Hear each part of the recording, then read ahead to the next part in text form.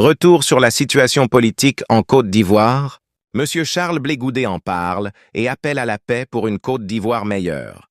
Abonne-toi pour ne rien manquer des actualités politiques en Côte d'Ivoire. Jeunes gens aujourd'hui ont fait beaucoup d'années en exil au Ghana. Au moment où je parle avec vous, il y a des Ivoiriens qu'on ne sait même pas s'ils sont Ghanéens ou Ivoiriens parce qu'ils sont nés au Ghana. Il y en a dont les mamans étaient enceintes au moment où elles fuyaient la Côte d'Ivoire. Ce type d'Ivoiriens, on en fait quoi? C'est toutes ces conséquences-là que je parle. Des gens qui hier étaient des tuteurs, aujourd'hui sont des sous-couverts parce qu'ils ont tout perdu. Est-ce que nous allons recommencer ces erreurs?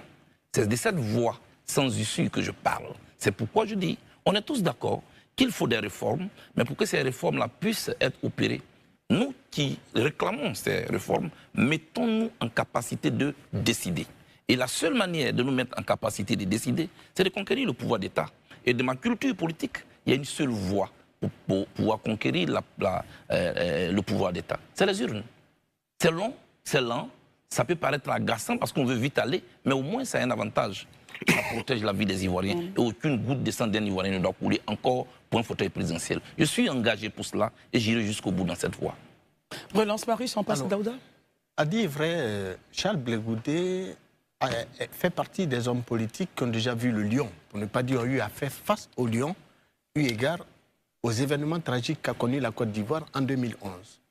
Aujourd'hui, avec assez de recul et après des années passées hors du pays, là où toute la Côte d'Ivoire le sait, quelle est véritablement votre vision d'une nation comme la Côte d'Ivoire réconciliée avec elle-même?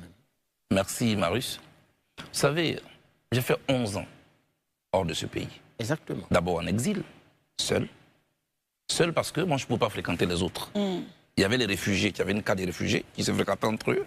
Et puis moi, j'étais en clandestinité. Parce que j'avais un mandat d'arrêt de l'ONU contre moi. J'avais un mandat d'arrêt de la Cour pénale internationale contre moi. J'avais un mandat d'arrêt international du gouvernement de Côte d'Ivoire contre moi.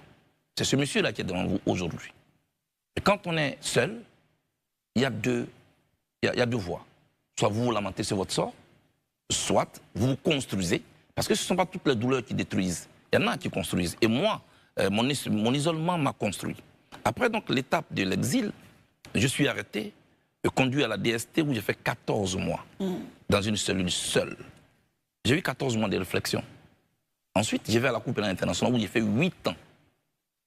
8 ans, pour moi, c'est 8 ans de lecture, 8 ans de bilan. Parce que pour paraphraser Nelson Mandela, la prison n'est pas qu'un lieu d'enfermement. C'est un lieu de bilan et de perspective, mais surtout un lieu de remise en cause. Je vais donc chercher les racines de mon raisonnement dans ce que d'autres pays ont déjà connu. Les grandes nations qui ont embrassé le développement sont ces nations qui ont tiré les leçons de leur histoire, mais toutes les leçons. Je veux parler de l'Allemagne. Jugée, condamnée à Nuremberg sur son propre sol. Aucune voix au Conseil de sécurité. L'Allemagne n'a pas de droit de veto. Mais aujourd'hui, l'Allemagne est le poumon de l'économie de l'Union européenne. À partir de là, je dis, qu'est-ce que nous tirons comme leçon de ce que nous avons vécu? Ce que je tire, moi, comme leçon, c'est que nous ne sommes pas obligés de commettre les mêmes erreurs. Nous voulons un changement, il faut aller aux urnes. Surtout que tout le monde, je dis bien tout le monde, la plupart des leaders sont allés déposer leur candidature à la CEI. Si le Conseil constitutionnel l'avait accepté, ils auraient fait quoi? Au moment où je vous parle. Ils auraient dit non. Jubilé. Non, comme vous avez accepté. Alors, mais c'est ce que nous sommes en train de faire. On ne fait rien d'autre que ça.